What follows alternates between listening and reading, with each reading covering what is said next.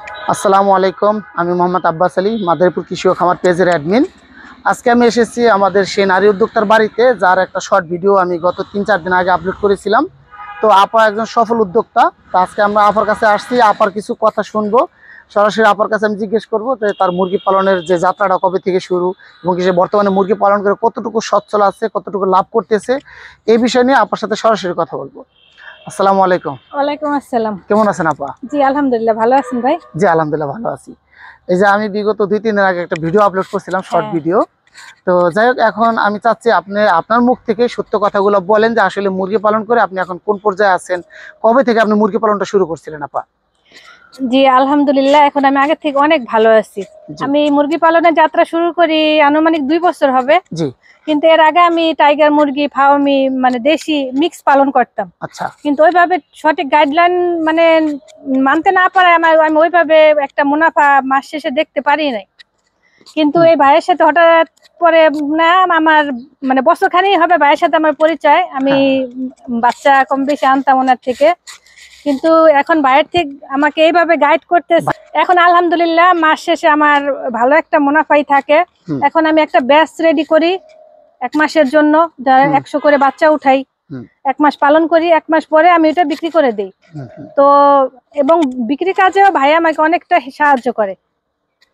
তো আলহামদুলিল্লাহ আগে থেকে এখন আমি অনেক ভালো আছি। তো আপনি যখন 100 ব্যাচ করে রেডি করলেন প্রথম অবস্থায়, যেহেতু আপনার মূলধন কম ছিল, তখন আপনাকে আমি পরামর্শ দিলাম যে আপনি যেহেতু মূলধন কম, আপনি এইভাবে অল্প বাচ্চা দিয়ে শুরু করেন। যেহেতু বাচ্চা পালতে আহামরি মূলধন লাগে না, যেহেতু আপনি যে ঘরে একটা ঘর আছে, পরে একটা ঘর আছে, তো খুবই সাদামাটা ঘর। আপনি বলছিলেন যে আপনি নিজেই বানাইছেন, ওই যে মাত্র বাঁশের উপরে টিন রেখে চাপা দিচ্ছেন, মানে এটা খুবই একটা সাধারণ একটা সাদামাটা ভাবে। আসলে যাই হোক, মুরগি পালন করতে আহামরি দামি ঘর লাগে না, যে বাঁশের চটি দিচ্ছেন, ঠিক আছে, ছোট একটা গাছের খাম দিচ্ছেন, মানে খুবই সাদামাটা। এই ঘর বানাতে আপনার খরচ গেছিল কিরকম এই ছোট্ট ঘরটায়?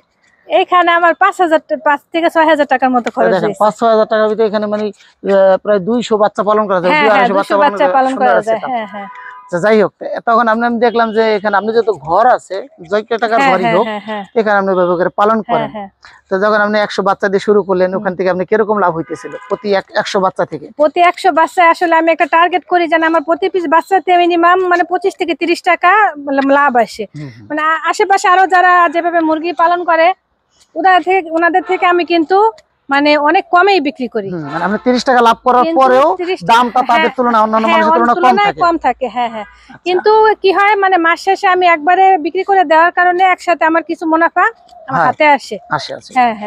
এখন তো যে দেখতেছি আপনি মাশাআল্লাহ যে আরেকটা ব্যাচ রেডি করছেন। আমি এখন 200 এর একটা ব্যাচ চলতেছে আমার। আচ্ছা, 200 ব্যাচ এখন মানে 100 থেকে একটু পরিবর্তন হয়েছে, 200 করে করতেছেন। আস্তে মানে আব্বাস আলী ভাইয়ের সহযোগিতায় মানে আস্তে আস্তে একটু বড় করার চেষ্টা করতেছি আসলে। আচ্ছা, আপনি এখানে হচ্ছে কি, আপনার নিজের ঘর, আপনার নিজের টাকা, আপনার নিজের শ্রম, সবকিছু আপনি নিজের। আমার শুধু কি একটু পরামর্শ, আমার একটু পরামর্শতে যদি আপনি আগাইতে পারেন, আপনি নিজে স্বাবলম্বী হইতে পারেন, আমার তো সমস্যা নেই।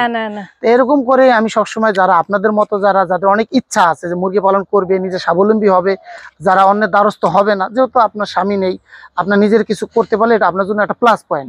তো যাই হোক, আমি চাই এই জায়গা থেকে আমার ছোট্ট একটু পরামর্শতে, আমার একটু সহযোগিতা, আপনি স্বাবলম্বী হন, সেটার প্রতি আমার সবসময় ধ্যান খেয়াল। শুধু আপনার প্রতি না, এবং আপনার মতো আরো যারা আছে, অনেকে আমার ফোন দেয়, অনেকের আমি এখনো ফেস টু ফেস দেখিও নাই, মানে আমার সাথে অনেক কথা হয়, তারা আমার থেকে অনেক পরামর্শ নিয়ে থাকে। তো আমার লক্ষ্য এটাই যে আমিও খুব সাধারণ একজন মানুষ, আমার একটু পরামর্শ যদি কেউ স্বাবলম্বী হতে পারে, তা আমার সমস্যাটা কোথায়? সেটা আমিও বলতে চাই। আসলে আপনারা কেউ কারো সফলতা দেখে আজে বাজে মন্তব্য না করে নিজে ভালোভাবে গাইডলাইন মেনে কাজ করুন, আপনারাও সফল হবেন ইনশাআল্লাহ। জি ইনশাআল্লাহ। আর এখন আপনি মাশাআল্লাহ এখন মুরগি পালন করে আস্তে আস্তে স্বাবলম্বী হচ্ছেন, আপনার মূলধনও মাশাআল্লাহ বাড়তেছে। এখন সামনে আপনার ভবিষ্যৎ প্ল্যান কি?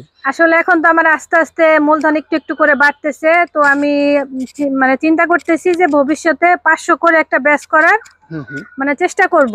আচ্ছা, এখন 500 করে ব্যাচ প্রস্তুত করেন, বিক্রি করতে পারবেন ইনশাআল্লাহ? ইনশাআল্লাহ বিক্রি করার এই আব্বাস আলী ভাইয়ের মাধ্যমে আমি যেই মানে লাইনটা পাইছি, ইনশাআল্লাহ পারবো।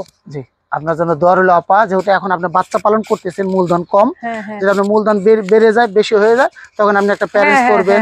হ্যাঁ, আপনার সেই ক্ষেত্রে যদি আমাদের কোনো সহযোগিতা করার থাকে, আমরা সহযোগিতা করবো আপা আপনাকে, ঠিক আছে? তখন দেখা যাচ্ছে আপনি নিজের প্যারেন্টস থেকে নিজে বাচ্চা উৎপাদন করবেন, তবে সেটা একটা লম্বা প্রক্রিয়া, লম্বা প্রসেসের ব্যাপার। কারণ হচ্ছে কি, প্যারেন্টস স্টক করতে গেলে আপনার যেমন একটা মূলধন বেশি লাগবে, এক একটা প্যারেন্টস মুরগির পিছনে মিনিমাম 700 থেকে 800 টাকা বিনিয়োগ করতে হবে যদি আপনি একটা ভালো মানের প্যারেন্টস তৈরি করেন। নর্মাল প্যারেন্টস তৈরি করতে 500 টাকাই যথেষ্ট, কিন্তু একটা ভালো প্যারেন্টস তৈরি করতে গেলে ওটা দেখা যাচ্ছে মার্কস করা লাগে, মানে অনেকগুলো ভ্যাকসিন আছে, ওগুলো করতে হয়, সঠিক গাইডলাইন মেনে প্যারেন্টসটা তৈরি করতে হয়। এক একটা প্যারেন্টসের পিছনে 800-900 টাকা বিনিয়োগ করে। তো সেখানে আবার দেখা গেছে একটা প্যারেন্টস স্টক আপনি করলেন, ওটার জন্য ভালো ঘরের প্রয়োজন পড়ে। তারপর আবার যখন আপনি ডিম উৎপাদন করবেন, আপনার ভালো একটা ইনকিউবেটরের প্রয়োজন পড়বে। তো ওটা একটা বড় মূলধনের ব্যাপার স্যাপার। যেহেতু এখন আপনি স্বল্প মূল্যে ভালো মানের বাচ্চা পাচ্ছেন, বাচ্চা সংগ্রহ করতেছেন, 1 মাস পালন করে বিক্রি করতেছেন, এটাতে কিন্তু মোটামুটি ভালো একটা অ্যামাউন্ট আপনার লাভ হচ্ছে। তা আপনি এইভাবে করে আগাইতে থাকেন, আর আমরা আছি ইনশাল্লাহ। আর আপনিও এখন নিজে বুঝতেছেন আস্তে আস্তে। আমি চাই আপনার দেখা দেখি আপনার মতো করে আরো যারা বেকার নারীরা আছে, যাদের হাতে সুযোগ আছে, শুধু নারী না, বেকার ছাত্র যারা আছে, যুবক যারা আছে, তারাও যাতে করে এইভাবে করে আগায়। একটা জিনিস কি, একটা উদ্যোক্তা ধীরে ধীরে তৈরি হয়, একটা উদ্যোক্তা হুট করে তৈরি হয়ে যায় না। একটা সফল উদ্যোক্তা হতে গেলে ছোট ছোট করে অল্প অল্প করে আগাইতে আগাইতে একটা পর্যায়ে আলহামদুলিল্লাহ সে সফল উদ্যোক্তা হয়। বর্তমানে আমাদের দেশে যে প্রধান উপদেষ্টা, সেও কিন্তু একজন উদ্যোক্তা থেকে আল্লাহ তাআলা তারা এখন একটা রাষ্ট্রপ্রধান বানাইছে।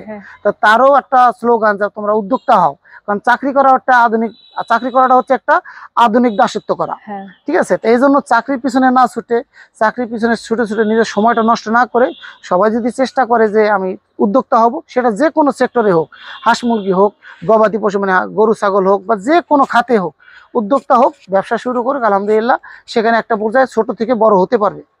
তো ঠিক আছে আপা, আপনার জন্য আমাদের দোয়া রইলো। ভাই দোয়া রইলো, শুভকামনা। আপনিও এইভাবে আস্তে আস্তে অনেক দূরে এগিয়ে যাবেন আশা করি, আর এইভাবে সবার পাশে থাকবেন। জি ইনশাআল্লাহ আপা, জি।